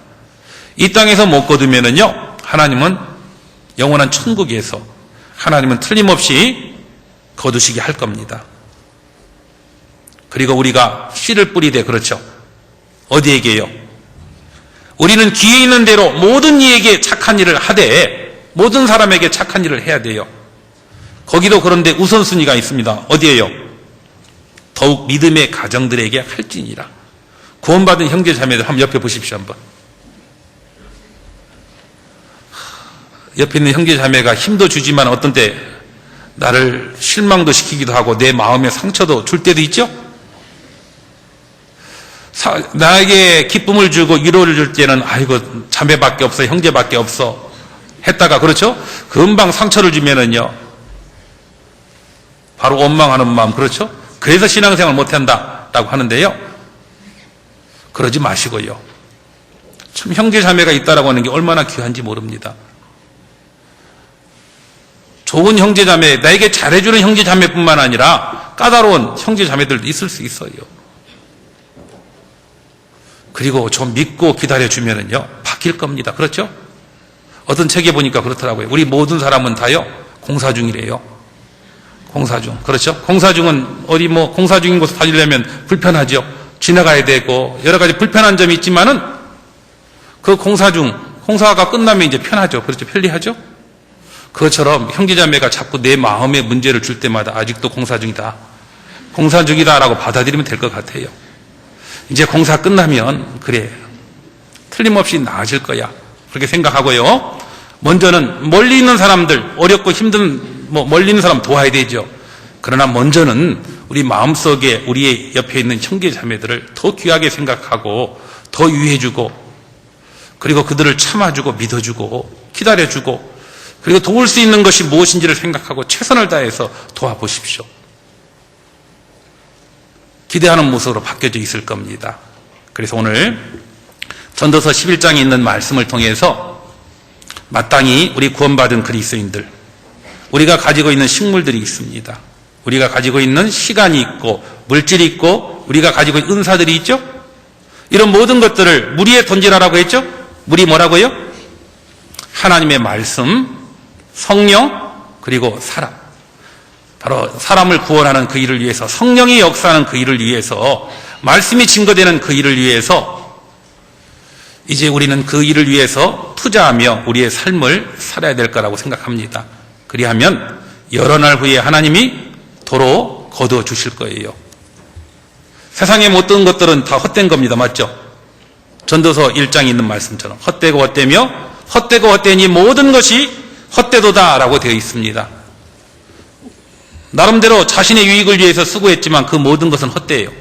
그러나 하나님을 위해서 수고했던 그 모든 수고는 결코 헛되지 않고 틀림없이 하나님이 갚아주십니다. 고린도전서 15장 58절 말씀 잘 아시죠? 그러므로 내 사랑하는 형제들아, 견고하며 흔들리지 말며 항상 주의 일에 더욱 힘쓰는 자들이 되라. 이는 너희 수고가 주 안에서 결코 뭐라고요? 헛되지 않은 줄을 알미라 라고 되어 있어요. 우리는 헛된 것을 위해서 할 것이 아니라 헛되지 않은 것, 영원한 것, 더 온전한 것을 위해서 우리의 삶을 투자하며 살아야 된다고 생각합니다. 같이 기도하시겠습니다. 하나님 감사합니다. 우리를 구원해 주시고 주님을 위해서 살 수 있는 기회를 허락해 주신 주님 감사드립니다.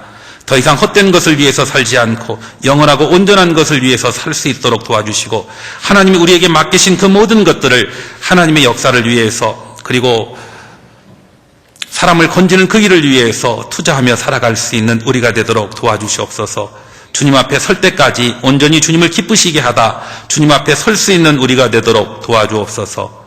우리의 나머지의 모든 삶 주님의 거룩한 손에 부탁드립니다. 우리를 사랑하시는 고마우신 예수님 이름으로 기도드렸습니다. 아멘. 찬송가 356장 같이 하시겠습니다. 찬송가 356장입니다.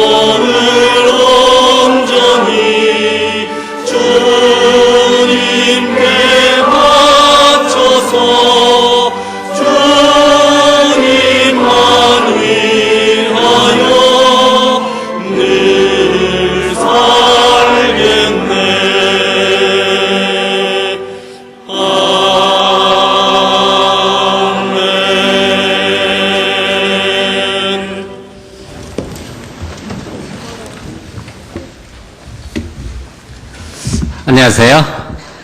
잠시 광고 말씀 드리겠습니다. 오늘 영하 7도의 강추위에 또 폭설이 밤사이에 내려와서 미끄러운 길 이렇게 나오시느라고 수고하셨습니다. 오늘 시간 지켜서 이렇게 많이 나오시는 거 보니까 저희 성도님들의 믿음의 그 정도를 저희가 참 감사드리면서 주님께도 영광 돌릴 수 있으리라고 생각이 됩니다. 이제 마지막 집회, 소집회가 내일 오전 10시부터 김남일 전도사님 인도로 1층 소집회실에서 있습니다. 많이 참여해 주시기 바라겠습니다. 이번 12월에는 24일 날 교제의 밤이 예정돼 있고 30일부터 내년도 1월 1일까지 2013년도 동계수련회가 준비되어 있습니다. 모든 성도님들 빠지지 말고 한 해를 결산하고 내년도 새로운 각오를 다지는 그 모임에 다른 약속하지 마시고 꼭 여기에 참여하셔서 주님께서 주시는 귀한 은혜와 사랑을 함께 나눠주시기를 바라겠습니다. 사전 접수 마감이 이번 주까지입니다. 따라서 가급적 오늘까지 구역별로 접수를 해주시면 감사하겠습니다. 중고등부 수련회 내년도 1월 4일부터 있습니다. 오늘 광고가 끝나면 1층 로비에서 접수를 받게 됩니다. 5교구 형제님 모임 오늘 6시 반에 예정되어 있습니다. 중고등부 모임 시간이 다음 30일부터 9시로 당겨집니다. 착오 없으시기 바라고 교회학교 고3 수련회가 어제부터 오늘까지 진행되고 있습니다. 어머니의 임원 모임과 현대자동차 선교부 모임 교회 소식을 참작해 주시기 바라겠습니다. 농아 선교부 동계수련회는 이번 주 토요일부터 있습니다. 15일부터 16일까지 공주 갈릴리 수양관에서 있습니다. 12월 첫 구역 모임이 이번 목요일과 금요일 13일부터 14일 사이에 7시 반에 구역 모임 안내 장소에서 있겠습니다. 이제 2번 남았습니다. 빠짐없이 참여해 주시기 바라겠습니다. 직장조, 가정교제, 교회 소식을 참작해 주시기 바라겠습니다. 성도 다이어리 현재 서적부에서 판매하고 있습니다. 내년도 1년 동안 사용하시기에도 아주 편리한 다이어리를 구입을 해 주시기 바라겠습니다. 새성도 또 한 분이 작성해 주셨습니다. 지난 9월 초에 일본 총회장의 직임을 받으시고 일본에 가셨던 소양스 목사님 일시 귀국하셔서 오늘 지금 자리에 함께 하셨습니다. 자매님 함께 귀국하셨다가 이번 토요일에 다시 14일 금요일에 다시 출국하시게 됩니다. 지금 동경에 신주쿠 선교원이 새로 생겼고 거기에서 지금 거주하고 계십니다. 인사 나눠주시기 바라겠습니다. 이사 소식이 있습니다. 김종길 형제님 65구역 이은진 자매님 이사 소식이 있습니다. 광고사항 이상 마치겠습니다. 대단히 감사합니다.